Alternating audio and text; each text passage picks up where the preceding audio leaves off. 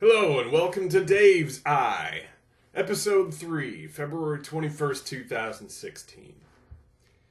Everywhere you look, people are being filled with fear and hate. The mainstream media, our own government's propaganda, and all of the leading presidential candidates seem to be leading us unstoppably towards war.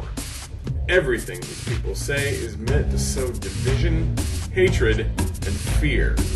Nobody is talking inclusion, peace, and truth. Well, nobody that any serious person listens to anyway.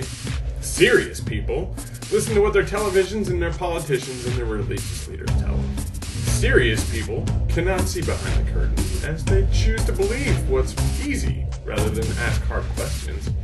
Serious people know that we need to bomb them back into the Stone Age because bomb them, and then bomb them again!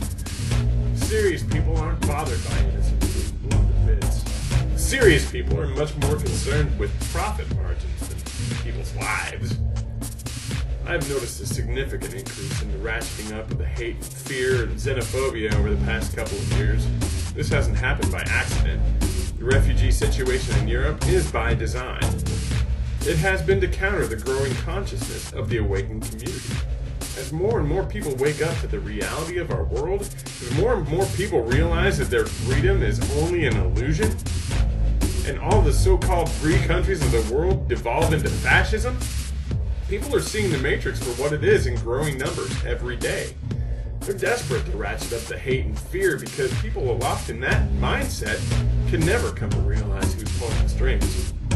There's safety in numbers, and since everyone is calling for war and bloodshed, nobody bats an eye anymore when somebody suggests that we should just nuke the whole lot of them and let God sort them out. That's not even a controversial statement these days. Note, these are people who will spend all day extolling the virtues of slaughter of peaceful, innocent people and honestly don't see anything wrong with that. They can look at themselves in the mirror, believing themselves to be good and righteous, and they sleep fine at night because they never pause to think about how it is themselves with no moral leg to stand on. They don't feel the need to think beyond what it is they're told to believe.